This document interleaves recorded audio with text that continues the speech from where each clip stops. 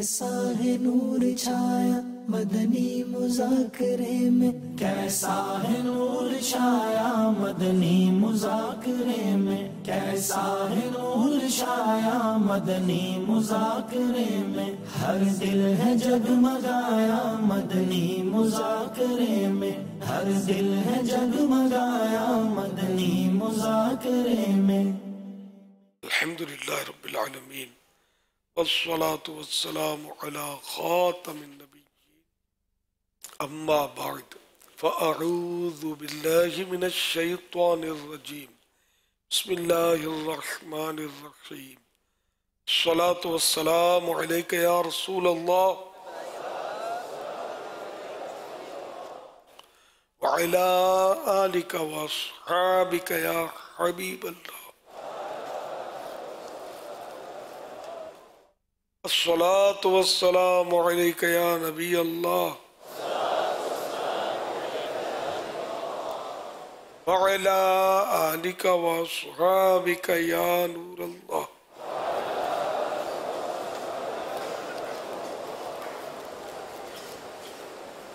فرمانے آخری نبی صلی اللہ علیہ وآلہ وسلم، جو قوم کسی مجلس میں بیٹھے اللہ پاک کا ذکر اور نبی پر درود نہ پڑھے، وہ قیامت کے دن جب اس کی جزا دیکھیں گے تو ان پر حسرت طاری ہوگی، اگرچہ جنت میں داخل ہو جائیں۔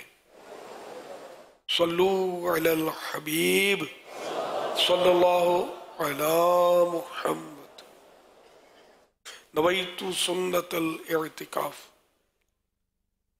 جو معتکفین نہیں ہیں وہ اعتکاف کی نیت کر لیں، جب تک مسجد میں رہیں گے نفل اعتکاف کا ثواب ملتا رہے گا، مسجد سے باہر نکلیں گے تو یہ نفل اعتکاف ختم ہو جائے گا۔ یاد رکھیے مسجد میں کھانا پینا، سونا، سحری، افطار، آب زمزم شریف پینا، دم کیا ہو پانی پینا، نیاز کھانا وغیرہ اسی صورت میں جائز ہوتے ہیں جبکہ اعتکاف کی نیت کی ہو۔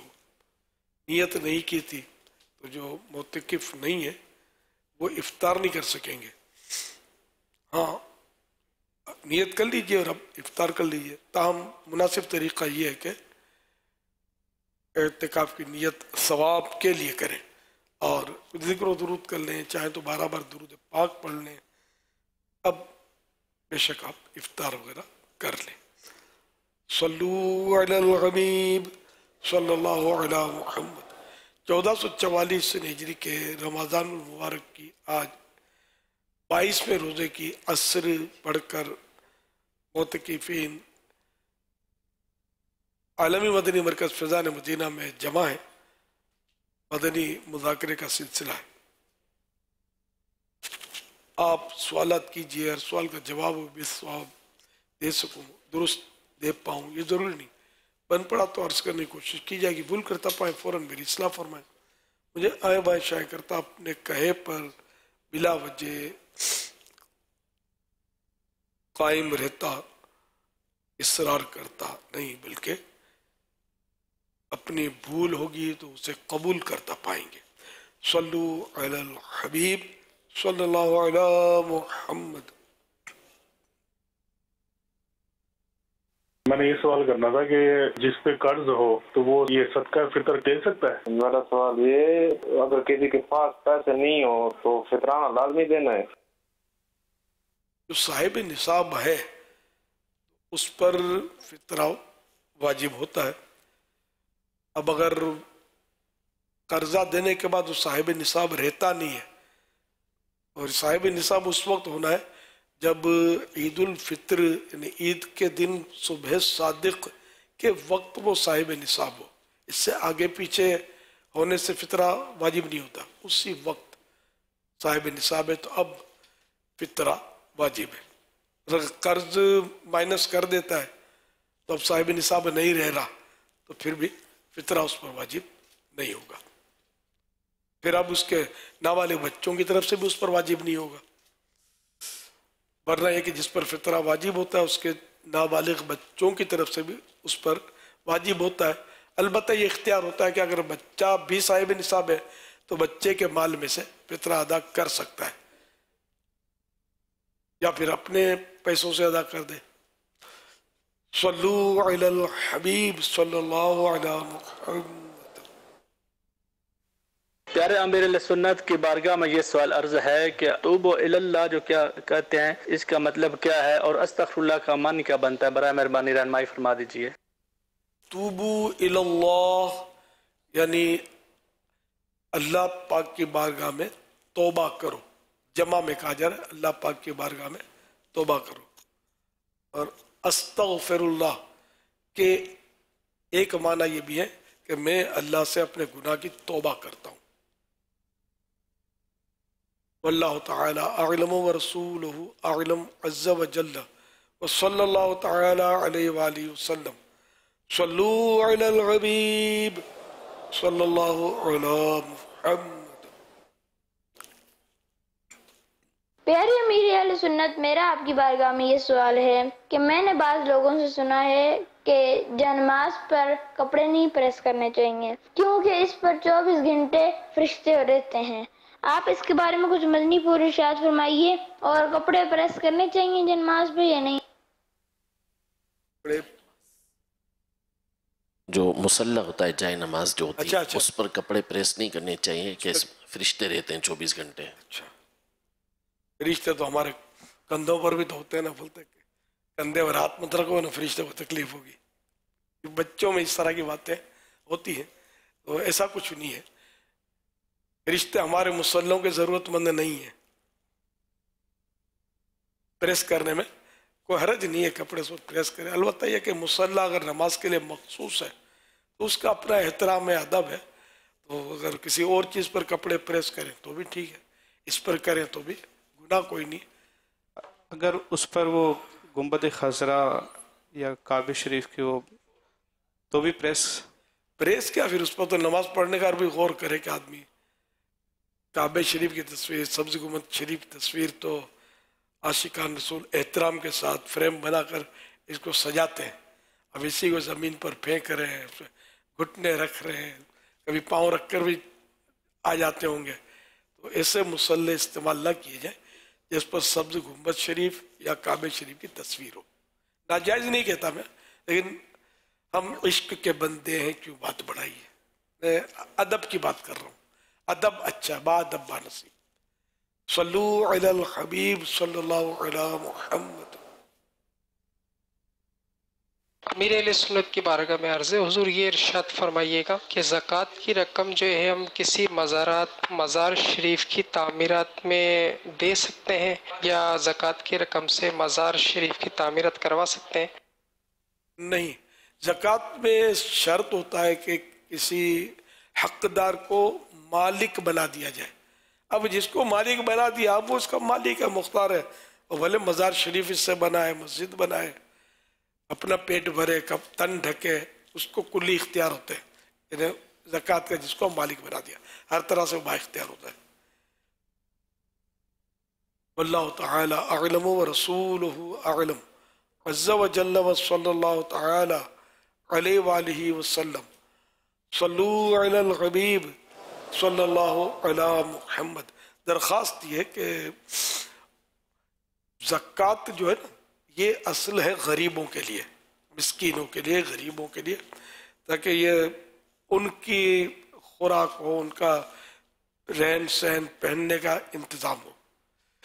اب رہا یہ کہ دوسرے کاموں میں زکوٰۃ کا صرف کرنا، تو پہلے تو لوگ دین کے کاموں میں بڑھ چڑھ کر حصہ لیتے تھے، اب نہیں لیتے، اتنا مالی طور پر بھی اب نہیں لیتے. علماء نے زکوٰۃ کا حیلہ کر کے دینی مدارس، تعمیر مساجد وغیرہ پر خرچ کرنے کی اجازت دی ہے. تو بہتر تو یہ تھا کہ لوگ صاف پیسہ اس میں دیتے، نہیں دیتے. زکوٰۃ میں جوڑے کے ساتھ دیتے ہیں، زکوٰۃ بھی نہیں دیتے آسانی سے، ان کے پیچھے پھرنا پڑتا ہے. تو اب ایسی صورت میں دیگر کاموں پر بعض لوگ جو صاحب حیثیت ہوتے ہیں تو وہ لوگ زکوٰۃ کا حیلہ کر کے اپنے پاس رقم رکھ لیتے ہیں. سن تو لیجیے، وہ رقم رکھتے ہیں، پھر علماء کو اس سے تحفے دیتے ہیں. مجھے پتہ ہے، تحفے تحائف دیتے ہیں، सादात किराम को नजराने देते हैं, ये तरीका ठीक नहीं है। उलमा को भी साफ पैसे, सैयदों के नाना जान का तो सदका हम खा रहे, इनको मतलब साफ पैसे नजर किए जाएं। अब अगर कोई ऐसा है कि वो ज़कात के बगैर नहीं मदद करना चाहता और सैयद है गरीब मिस्किन, तो माली एतबार से कमज़ोर है सैयद साहब, तो इनको मतलब यानी कि अब नजर करने का नहीं है, मतलब नहीं कर पा रहा हूँ, तो अब ज़कात का हीला करके सैयद को दे सकता है। अब ये भी क्या है कि मदद ही की सूरत है, लेकिन आलिम दीन को जो सिर्फ नजराना देते हैं, को खूबसूरत इत्र की शीशी दी, को सूट पीस दिया, इस तरह, तो ये मतलब ज़कात इन कामों के लिए इस्तेमाल ना की जाए। दीनी कामों के लिए मजबूरन इस्तेमाल हो रही है, होना साफ पैसा चाहिए था, मजबूरी है। तो ये ज़रा पॉइंट जहन में रखिएगा। तो इसी तरह मज़ार शरीफ की तामीर अगर वाकई को वलीयुल्लाह का मज़ार है तो एक अच्छा काम है, लेकिन उसमें भी साफ पैसे इस्तेमाल करना यही मुनासिब है। सल्लू अलल हबीब सल्लल्लाहु अला मुहम्मद।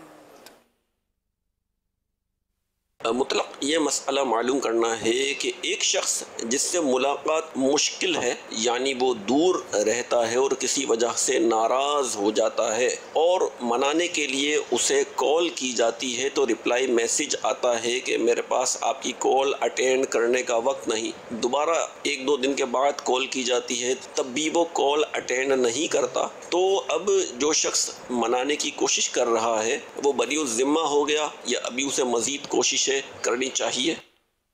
अगर उसने कोई हक तलफी की है, जैसे बंदे का हक तलफ होता है, तो उसको तो आखिरी सांस तक करनी पड़ेगी कोशिश।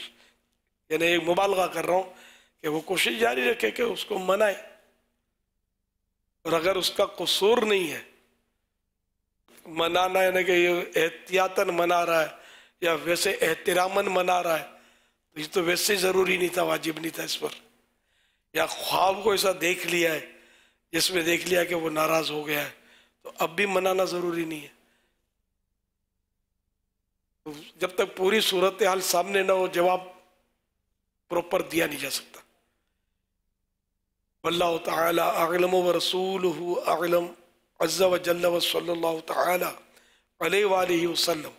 सल्लू अलल हबीब सल्लल्लाहु तआला अला मुहम्मद। हुज़ूर, बाज़ औक़ात जो है ना, लोग एक दूसरे को जो माफ़िया मांगते हैं, मगर देखा जाता है कि ये इनके माफ़ी में जो है ना वो माल ज़ाया किया हुआ होता है। एक मुहावरा मैंने पढ़ा था, वो मैं देख रहा था, दामों का रूठा बातों से नहीं मानता। यानी अगर आप किसी के पैसे ही लेकर बैठे हुए हैं, उसको पता है कि भाई आप मुझसे बात क्यों कर रहे हैं, आप मुझे मैसेज क्यों कर रहे हैं, आप मुझे मेरी पेमेंट कर दो ना। अब अगले ने पेमेंट नहीं करनी है, तो ये जो मुहावरा है ना, दामों का रूठा बातों से नहीं मानता। अब जिसका जो गया है उसको लौटाना पड़ेगा, वरना उसका मानना मुश्किल है। अगर इसी को सूरत हो तो इसको देख लिया जाए। असल हमारे यहाँ क्या वो माफ़ करना, वो बोला चला माफ़ करना, इस तरह ये सारे हुकूक एकदम से मुस्कुरा कर आप बोलोगे क्लियर हो गए, तो ये नहीं होता। किसी के घर में आप बैठ गए या बहन की विरासत का माल खा गए या किसी का भी मतलब हक खाकर आप बैठ गए, किसी के प्लॉट पर अगर आप बैठ गए, इस तरह की कई चीज़ें ऐसी होती हैं जो बंदा किसी का हक दबा कर बैठ जाता है और फिर वो हक वापस नहीं करता, कहता है यार माफ़ कर दो। तो ऐसी सूरतों में बाद वक़्त बहुत मुश्किल और आजमाइश हो जाती है सामने वाले के लिए, उसने बड़ी अजियत के दिन गुजारे होते हैं। तो इस सूरत हाल में अगर किसी के साथ हो तो वो भी देख ली जाए।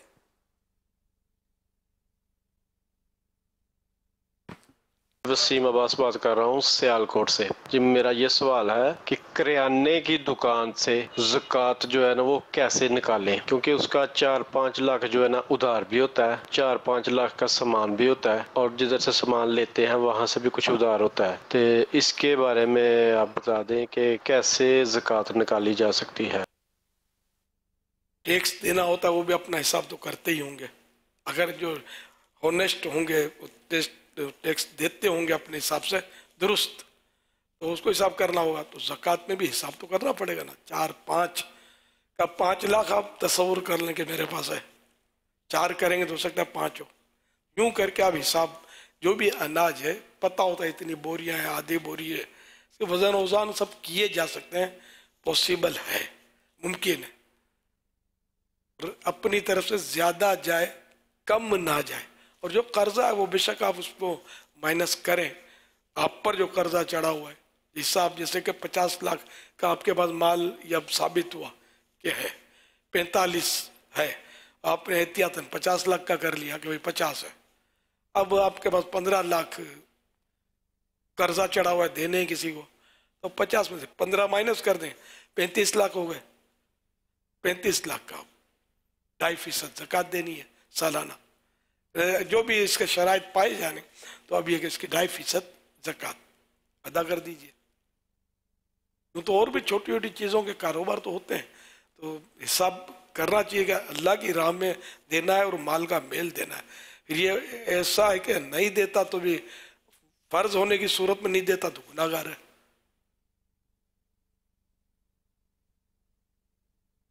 रिसीवेबल, एक तो पेएबल था जो मेरे सुन्नत ने फरमाया कि जिसको पेमेंट करनी है तो उसको माइनस कर दिया, मगर जो रिसीवेबल है तो उसके ताल्लुक से आप क्या फरमाते हैं? उसमें ऐसा है कि अगर वो उस कर्जे की भी ज़कात देना चाहे तो दे सकता है, मगर उस पर उस वक्त फ़र्ज उस वक्त होगी जब इसको पेमेंट मिल जाएगी, तो फिर जितने साल की होगी वो अदा करनी होगी। यानी निसाब का 5वां हिस्सा, जैसे मिसाल के तौर पर अगर 1,40,000 हम मिसाल मान लेते हैं कि निसाब बनता है, तो इसका जो भी 5वां हिस्सा ये बनेगा, तो वो जब मिल जाएगा तो उसकी ज़कात फौरी अदा करना होगी।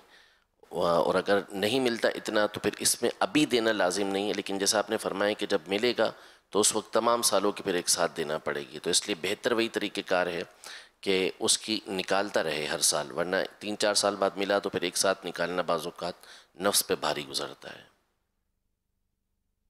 सल्लु अलल हबीब सल्लल्लाहु अलैहि। प्यारे प्यारे अमीर अहले सुन्नत से अर्ज है, सजदे में पेशानी का जमना फर्ज है और पाँव की उंगलियों में से एक का पेट लगना फर्ज है और अक्सर का 6 का पेट लगना वाजिब है। अगर इसका मालूम ना था और सजदे करते रहे, वो नमाजें हो जाएंगी या उन सब को फिर से पढ़ना होगा? ये कि कोई नमाज का फर्ज अगर छूटता रहा मालूमात ना होने की वजह से, इस पर ये नहीं कि आइंदा ख्याल रखेंगे तौबा कर दी, बल्कि इसको अदा तो करना होगा, कज़ा करनी होगी। अब जैसे कि कोई चीज़ खाई कि वो पता नहीं था कि इसका नुकसान होगा मेरी सेहत को, खाई, अब बीमारी हो गई, ज़ाहिर है कि भुगतनी तो पड़ेगी ना उसका जो भी है हिसाब किताब। तो पता नहीं था और जो भी नुकसान हुआ इबादत में वो पूरा तो करना होगा ना। बल्कि आला हज़रत रहमतुल्लाह अलैह ने तो यहाँ तक फरमाया कि जहालत खुद गुनाह है, सीखा क्यों नहीं? पता नहीं था तो कुरान करीम का ये हुक्म मौजूद है, फस्अलू अहल ज़िक्र इन कुंतुम ला तअलमून। तुम नहीं जानते थे, तुम नहीं जानते हो, जानने वालों से पूछो। तो इसने उलमा से पूछा क्यों नहीं? यानी एक एक पाई की तो हम लोग तहकीक करते हैं, कारोबार में ठोक बजा के चीज़ लेते हैं, कहाँ सस्ता मिलेगा, कहाँ क्वालिटी अच्छी होगी, सब मालूमात करते हैं। एक नमाज है जिसके बारे में बस नमाज ही है ना यार, नमाज पढ़नी है ना, वज़ू करना है, वज़ू ही करना है ना, यूँ करके हम मन को मना लेते हैं और जो अंदाज होता है अपना वो होता है। इसलिए जिस पर नमाज फ़र्ज हो ना, उस पर नमाज के ज़रूरी मसाइल, साथ में वज़ू के भी, साथ में पाक रहने के भी, गुस्ल के भी, सब इसके साथ रिलेटेड होते जा रहे हैं। ये सब ज़रूरी मसाइल जिससे नमाज दुरुस्त हो जाए, ये सीखना फ़र्ज है। नहीं सीखेगा तो गुनाहगार होगा। इसी तरह जिस पर रोज़े फ़र्ज हुए, उस पर रोज़ों के ज़रूरी मसाइल जिससे रोज़ा हो जाए और टूट जाए, ये भी जानना ज़रूरी है जिससे रोज़ा टूट जाए, वरना तो रोज़ा टूटता रहेगा, इसको तो पता ही नहीं चलेगा। तो इस तरह के ज़रूरी, इसी तरह ज़कात जिस पर फ़र्ज हो उसके लिए ज़कात के, जिस पर हज फ़र्ज हो उस पर हज के, जिसने तिजारत करनी है उस पर तिजारत के, जिसने नौकरी करनी है तो नौकरी के, नौकर रखना है तो नौकर रखने के, अला हज़ल क़ियास, इसी पर आप सोच رکھتے رہیں کہ جو جو چیزیں انسان نے کرنی ہے اس کے ضروری مسائل جاننا فرض ہے. ہم لوگ اس کی پرواہ نہیں کرتے. غلطیوں پر غلطیاں ہوتی ہیں.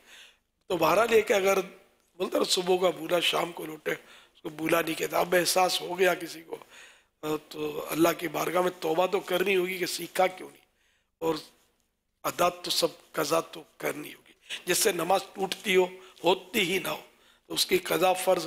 جس سے نماز ہو جاتی ہو لیکن مکروہ تحریمی ہوتی ہو, واجب الاعادہ, جس کا لوٹانا پھیرنا ریپیٹ کرنا واجب ہوتا ہے, تو پھر اس کا ادا کرنا واجب ہوگا. تو شرعی قوانین مسائل تو اس طرح کے ہیں, تو اس میں دل تھوڑا نہیں کرنا چاہیے, دل بڑا رکھنا چاہیے کہ ہم مسلمان ہیں, حکم شریعت جو بھی ہے ہمارے سر آنکھوں پر ہے نا, اسی منن والے سوچن والے نہیں. وہ ٹھیک ہے آدمی سستی کی وجہ سے کر نہیں پاتا تو اپنی کوتاہی تصور کرے, یہ نہیں کہ شریعت پر بلیم رکھے یا علماء کو برا بھلا بولے کہ ان لوگوں نے بڑا مشکل بنا دیا ہے. مشکل نہیں ہے, ہمارے نفس پر مشکل ہے سر, ورنہ تو دنیا کے ہزاروں کام ایسے جو جیسے تیسے مشکل ہیں آدمی کرتا ہے نا. بھائی آپ کا مختصر سا مکان ہے, اب آپ کو چاہیے پلازا, تو پلازے کے لیے بھی لوگ بھاگ دوڑ کرتے ہی نا, وہ کتنے پاپڑ بیلتے ہیں. جب جا کر وہ پلازے میں بھی پارٹنر بن جائے تو بن جائے. تو دنیا کے ہر کام میں کوئی نہیں بولتا کہ یار بہت مشکل ہو گیا ہے, نہیں اپنے بس کا روگ نہیں ہے, بڑا سخت ہے معاملہ, اور نہیں مالدار نہیں بننا بھائی, بڑی محنت کرنی پڑتی ہے, ڈاکو پیچھے لگتے ہیں, بھتہ مانگتے ہیں, تو یہ تو وہ تو. لیکن مالدار بننے کے لیے ہر ایک آدمی اینی ٹائم تیار ہے. جنت میں جانا ہے, اور وہ جنت جو حدیث پاک کے ایک تلواروں کے سائے میں ہے نا, تو خیر اس سے مراد جہاد. تو انہیں جنت پانا ہے, اور جنت کے ارد گرد مشکلات رکھی گئی ہیں, ان سے گزر کر جنت میں جانا ہے. تو اب اس کے لیے ہم مطلب یعنی کہ دل چھوٹا کریں, طرح طرح کی باتیں کریں. میں حدیثوں کے مضمون بیان کر رہا ہوں کہ جنت کے ارد گرد جو ہے نا مشکلات رکھی گئی ہیں, ان سے گزر کر جنت میں جانا ہے. اور جہنم کے ارد گرد لذتیں رکھی گئی ہیں, تو لذتوں میں آدمی پھنس جاتا ہے, پھسل جاتا ہے, گر جاتا ہے جہنم میں. تو اللہ پاک ہم سب کو اپنے اور اپنے پیارے حبیب صلی اللہ علیہ وسلم کے جو بھی احکامات ہیں جو ہمیں علماء سمجھاتے ہیں, ان پر آنکھیں بند رکھ کر عمل کرنے کی توفیق عطا فرمائے.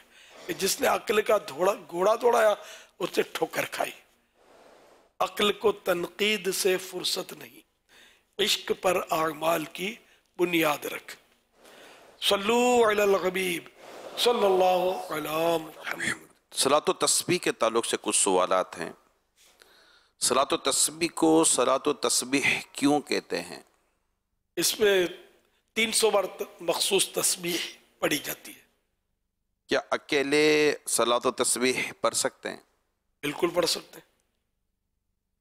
اس کی کیا فضیلت, صلاۃ و تسبیح پڑھنے کی کیا فضیلت ہے؟ اس نماز کا بے انتہا ثواب ہے.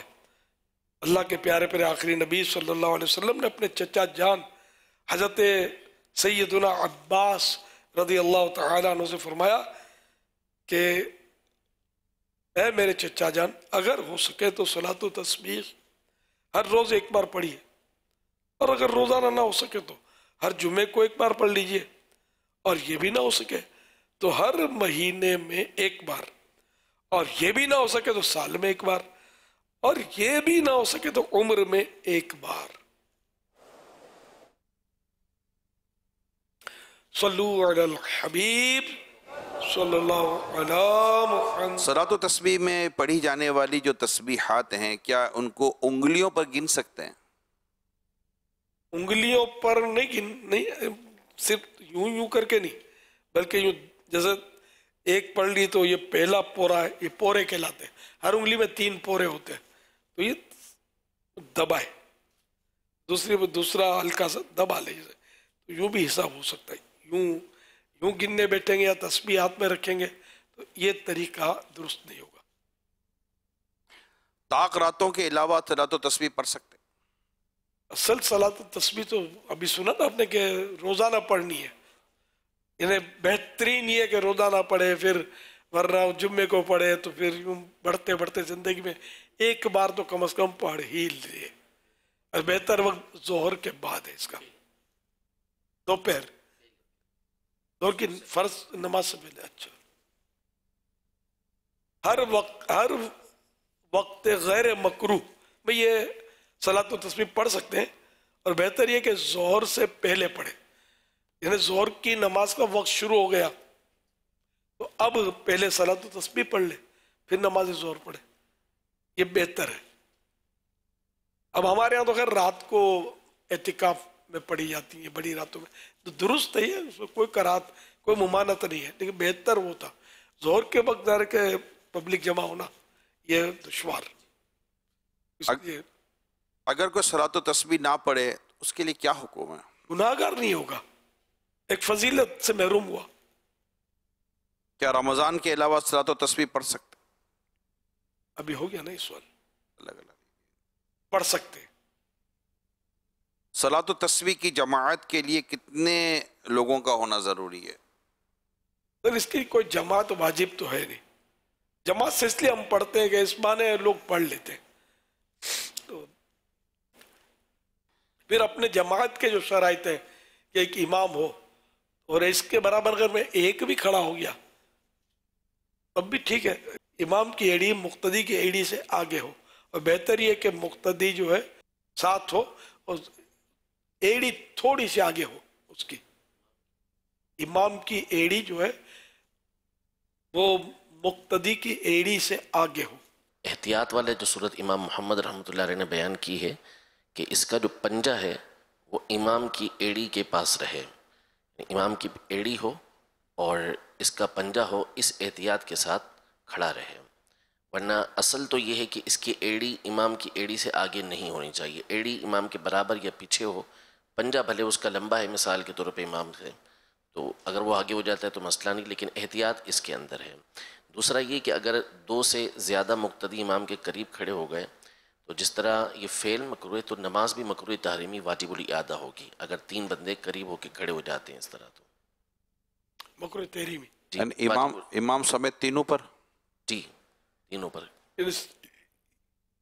चारों पर हो जाएगी। जी बिल्कुल। वरना ये कि इमाम अगर आगे बढ़ गया ना, जगह है, इमाम आगे बढ़ गया तो फिर वो करात दफा हो जाएगी ना। जी बिल्कुल। तीसरा आया या दूसरा आया तो इमाम आगे बढ़ जाए, 2 कदम में बढ़ना होगा आगे, 2 कदम में, या ऐसा तो नहीं है। अच्छा, नहीं, सफ के मिकदार आगे, सफ के मिकदार आगे बढ़ जाए, जगह बाज़ होती है जी, तो आगे बढ़ गया तो अब ये भले 2 आए, 3 आए, 100 आए, सब पूरी बन गई। 3 में सफ बन जाती है, 3 की सफ पूरी सफ होती है। अब की इस वजह से एक ये बात अगर हम मशवरा दे सकते हैं कि अगर इस तरह इमाम एक के साथ नमाज पढ़ रहे हैं तो चूँकि इम्कान होता है बाज़ों का सफ़र में, एयरपोर्ट पर, मुख्तलिफ़ जगहों पर, स्टेशन पर आप नमाज़ पढ़ रहे हैं तो कोई भी आकर जमात से आपके साथ शारिक हो जाता है, तो इमाम को कई मसाइल का इल्म हो तो इमाम ऐसी जगह पर अपनी इमामत शुरू करे आगे सुतरा रख कर कि अगर वो कोई आ जाए तो आम आदमी को अमूमन पता नहीं होता, वो साथ ही खड़े हो जाते हैं।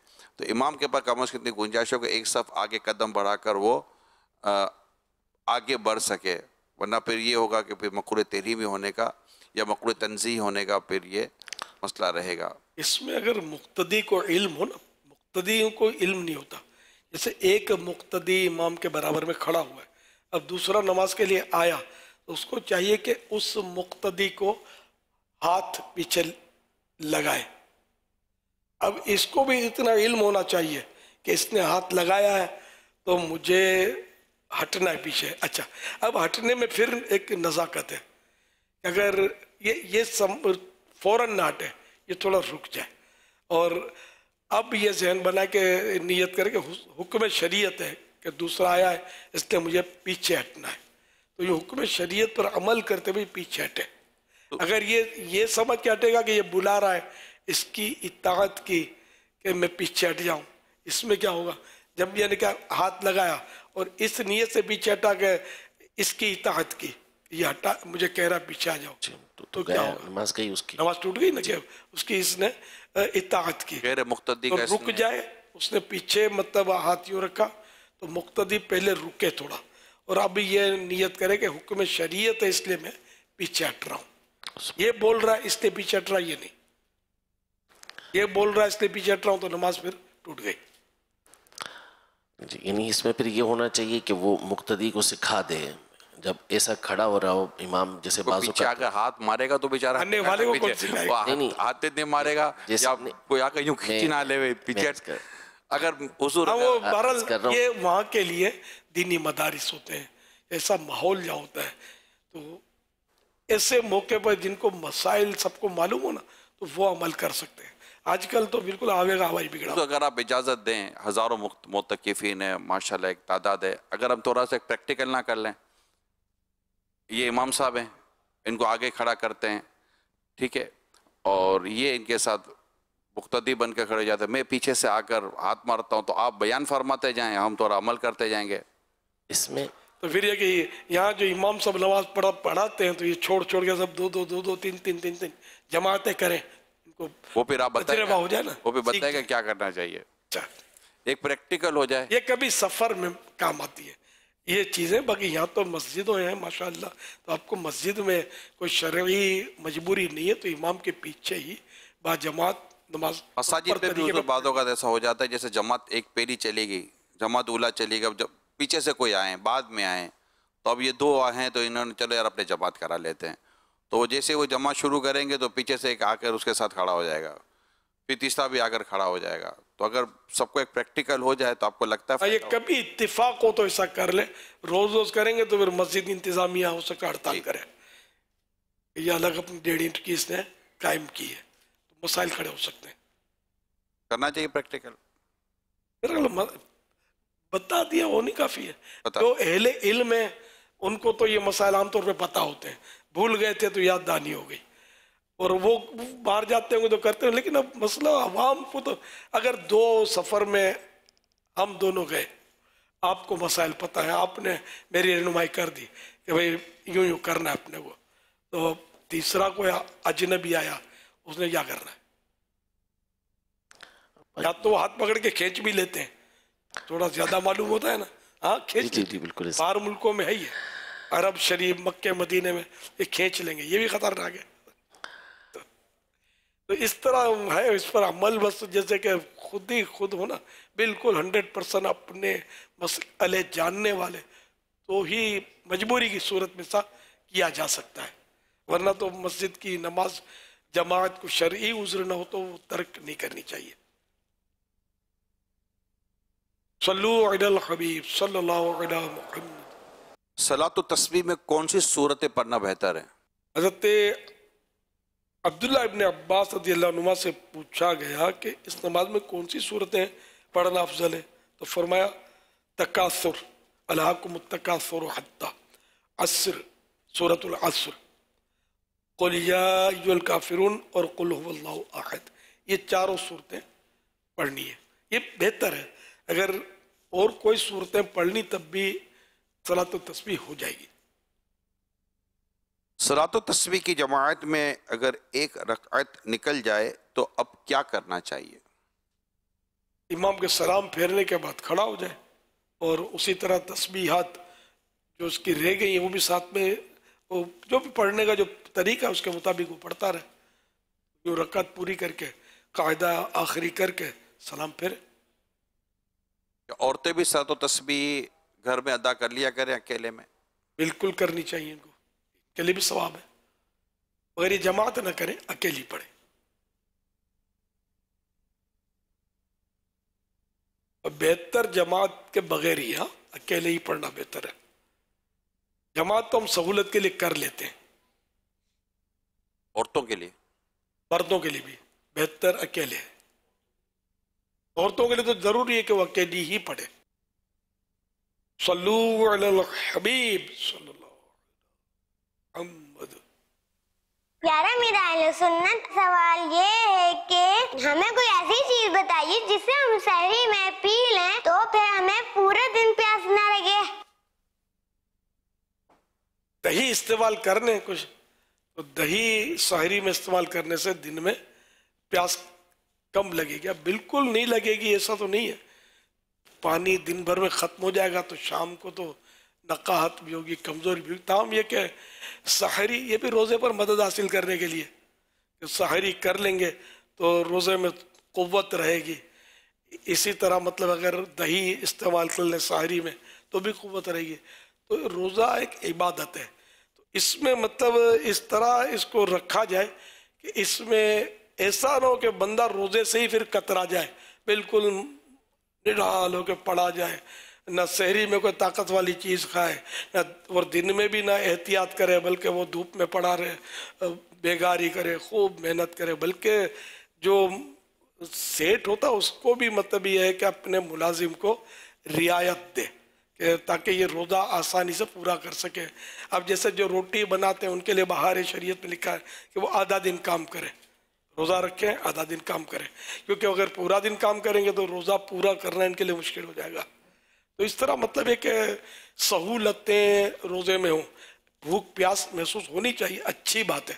اگر نہیں ہوتی تو کوئی اس میں حرج بھی نہیں ہے. مثلا کوئی دن بھر اگر سویا پڑا رہے, خالی نمازوں کے لیے اٹھتا ہے پھر سو جاتا ہے, روزہ رکھتا ہے, تب بھی روزہ اس کا ہو جاتا ہے. یہ نہیں کہ اس کا روزہ نہیں ہوگا. یوں مطلب سہولتیں استعمال کیا. بعض اوراد و وظائف ایسے بزرگوں کی طرف سے ہوتے ہیں. شدت پیاس سے بچنے کے لیے 3 روحانی علاج. بعد نماز فجر اعوذ باللہ من الشیطان الرجیم بسم اللہ الرحمن الرحیم پڑھ کر صرف ایک بار سورۃ الکوثر پڑھ کر ہاتھوں پر دم کر کے چہرے پر پھیر لیجئے. انشاءاللہ الکریم روزے کی حالت میں پیاس کی شدت میں کمی محسوس کریں گے آپ.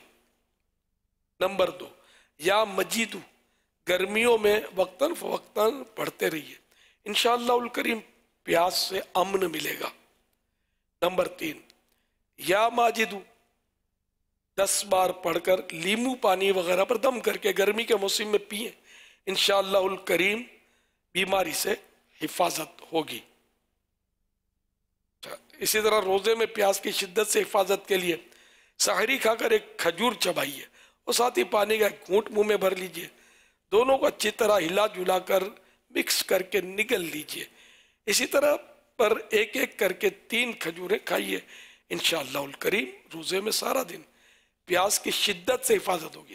پیاس تو لگے گی لیکن یہ آدمی نہیں بالکل نٹال ہو جاتا ہے, نہ نماز میں دل لگتا ہے, نہ مطلب روزہ پورا ہونا. بولتے بہت روزہ میرے کو لگا ہے, بہت لگا ہے بولتے ہیں بعض لوگ. تو یہ کیفیت پھر اس میں پریشانی کا اظہار, یہ بھی ظاہر کے آدمی کے لیے آزمائش ہے. یعنی اتنا پیاسا بھوکا ہو جائے, کمزور پڑ جائے کہ نماز ہی نہ پڑھ سکے. تو اس کے پہلے سے اگر اس کی کوئی سی تدبیریں کر لے نا کہ روزہ بھی خوش دلی کے ساتھ اس کا پورا ہوتا رہے اور دیگر عبادات بھی وہ بجا لاتا رہے. تو اگر کوئی اس طرح کا ورد بھی آدمی پڑھتا ہے کہ روزہ آسان ہو جائے گا تو اللہ پاک نے مطلب ہمارے لیے بڑی آسانی رکھی ہے. اور سب سے بڑی بات تو سحری اسی لیے کی جاتی ہے اور سنت بھی ہے کہ روزے میں آسانی ہو. ورنہ تو اگر شروع میں تھا کہ سونے سے پہلے کھا لیا سو گئے, اب اٹھ کر کھایا, کھانے کی اجازت نہیں ہوتی تھی, ہے نا, سوئے تو روزہ شروع ہو گیا رات کو. مگر پھر بعد میں اللہ پاک نے وہ اس کے اسباب ہوئے اور نزول اور شان نزول بھی ہے اس کا, تو بہرحال اس کو رہنے دیں. تو اس میں یہ کہ پھر رعایت ہوئی کہ صبح صادق تک رات کو کھا پی سکتے ہیں. تب رات کو آدمی کھاتا ہے پیتا ہے, بتدریج کھاتا ہے. اب ایک ساتھ سارے پانی آدمی پی لے, سارا کھانا ڈال لے تو یہ ظاہر کہ نہیں ہو سکتا. تو تھوڑا تھوڑا کر کے گلاس آدھا گلاس پیتے پیتے پیتے مطلب یہ ہو جاتا ہے کہ یہ وہ پانی کا اتنا اسٹاک ہو جائے گا کہ دن کو بھی اس کو وہ اسٹاک کام آتا رہے گا. یا سمدو سواد سے یا سمدو 134 بار 134 ٹائم ڈیلی پڑھیے, بھوک اور پیاس سے امن رہے گا. یہ جو نسخہ یہ اعلیٰ حضرت رحمۃ اللہ علیہ کا عطا فرمودہ ہے, یہ اپنے انوار البشارہ میں اعلیٰ حضرت نے لکھا ہے. فتح رضویہ کا ایک رسالہ ہے انوار البشارہ, بہار شریعت نے بھی لکھا ہے. یا سمدو 134 134 بار روزانہ پڑھیے، بھوک اور پیاس سے امن رہے گا۔ یہ سفر حج کے لیے آپ نے مشورہ دیا ہے، تو سفر حج یہ پورا عبادت ہے، تو اب اس میں بولے کہ نہیں یہ بھائی یہ عمل نہیں کرو، بھوک پیاس برداشت کرو، زیادہ ثواب ملے گا، تو ظاہر ہے کہ پھر آدمی کیسے کرے گا؟ تو اس طرح تدبیریں کرتا رہے، بیچ میں آرام بھی کرتا رہے، سائے میں بھی رہے، تھوڑا تھوڑا سفر کرے۔ پہلے تو سفر پیدل، اونٹوں پر، گھوڑوں پر ہوتا تھا، تو یوں سہولتیں، تو اب خیر وہ صورت نہیں ہے، لیکن پھر بھی مکہ مکرمہ سے حج پیدل، اس کے ایک ایک قدم پر حرم کی 700 نیکیاں ہیں، حرم کی، تو اب اس کی حرم کی ایک نیکی لاکھ نیکی کے برابر ہے، تو یوں کتنی ہوگی؟ 7 کروڑ حرم کی، تو یعنی ہاں وہ تو ہر قدم قدم گن کر اعلیٰ دیتے وہ، لیکن ایک قدم پر 7 کروڑ نیکیاں جو مجھے یاد پڑتا بن رہی ہے، تو لاکھوں حاجی پیدل حج کرتے ہیں، مکہ شریف سے یہ پیدل چلتے ہیں میدان عرفات، اور پھر اسی طرح واپسی وہ پیدل کرتے ہیں، تو یوں ایک قدم پر غالباً 7 کروڑ نیکیاں بن رہی ہیں۔ یہ تو ظاہر سہولتیں تو لیں گے نا، اس کے بغیر اب بالکل کڑی دھوپ میں وہ لوگ سفر کرے تو وہ تو پہنچ ہی نہیں پائے گا، تو گر پڑے گا۔ ہم لوگوں کی چونکہ سہولتوں والی زندگیاں ہیں، ہم برداشت نہیں کر سکتے۔ الحمدللہ میں نے تو کوششیں کی ہیں شروع میں، پیدل مکے سے میدان عرفات اور اس طرح، اب ظاہر ہے کہ پھر طاقت نہ رہی میرے میں۔ ہاں 7 ایک قدم پر 7 کروڑ نیکیاں ہیں۔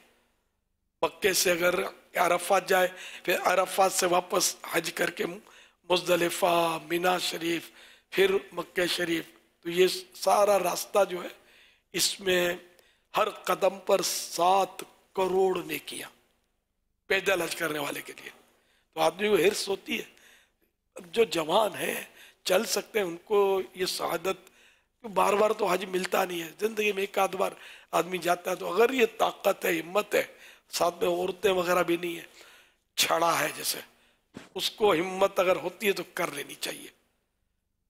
لیکن جو 2 قدم پر مسجد میں بھی اسکوٹر پہ چلتا ہے، جاتا ہے، آفس میں بیٹھتا ہے اسی میں، تو وہ ہمت نہیں کرے تو شاید پھر انہیں آدھے میں بیمار ہو جائے اور پھر مجھے یاد کرتا رہے کہ بڑا جوش دلا دیا تھا، اب میرا تو یاد ہوا۔ اس سے پہلے سے پریکٹس ہونی چاہیے پیدل چلنے کی۔ آپ کی وضاحت سے لگتا ہے کہ عبادت پر قوت پانے کے لیے نہ صرف اس طرح کے معاملات کو لینا جائز بلکہ بعض صورتوں میں تو مستحب بھی ہے۔ ہاں نہیں تو اے سی ہٹانے پڑیں گے مسجد سے، پنکھے ہٹانے پڑیں گے۔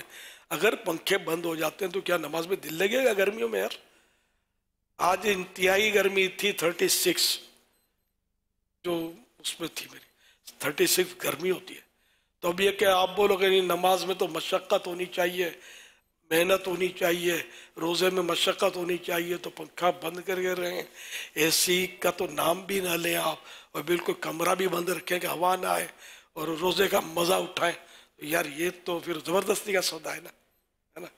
تو عبادت میں نماز میں دل اسی صورت میں لگے گا یا کم از کم گرمی میں پنکھا تو چل رہا ہو، اور جو اے سی کے بغیر جو نہیں، جیسا اب اس وقت غالباً اے سی چل رہا ہوگا، تو یہ کہ ہزاروں عیسائی بھائی ہیں، تو اگر اے سی چل رہا ہے تو ٹھیک ہے، مطلب یعنی کہ اطمینان سے علم دین سیکھ رہے ہیں۔ اگر گرمی ہے، پسینہ بہہ رہا ہے، خارشیں کر رہے ہیں، اور دل مطلب کھلی فضا میں جانے کو چاہتا ہے، ایک نقصان ہی تو ہوگا، یہ نماز میں بھی دل نہیں لگے گا۔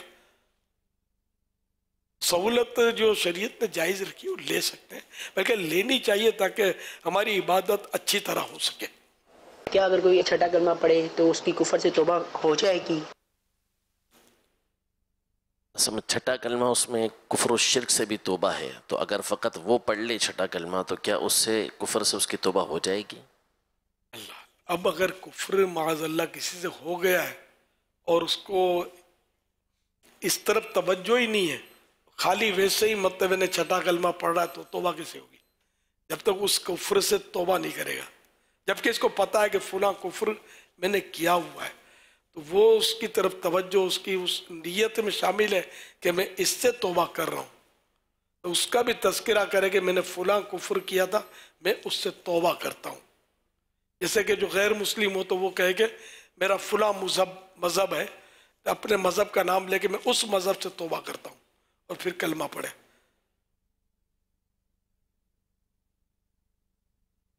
واللہ تعالی اعلم ورسولہ اعلم عز وجل وصلی اللہ تعالی علیہ وآلہ وسلم. صلو علی الحبیب صلی اللہ علیہ محمد.